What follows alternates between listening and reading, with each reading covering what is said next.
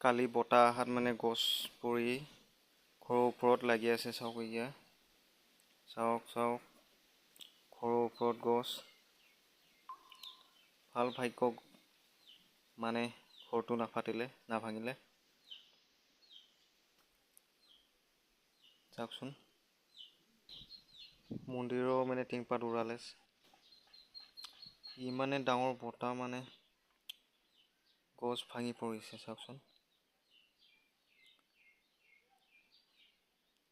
ইফালে 3 inch wall কোঠা ঘৰ, ভাল ভাগ্য নাভাঙিলে।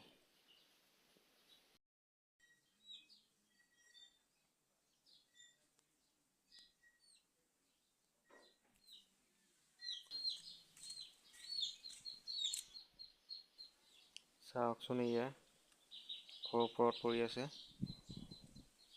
ভাল ঘৰটো নাভাঙিলে দেই। আৰু কালি বতাহত কোনফালে এনেকুৱা আমাৰ নিচিনা হৈছে, প্লিজ কমেণ্ট কৰি জনাব। Thank U.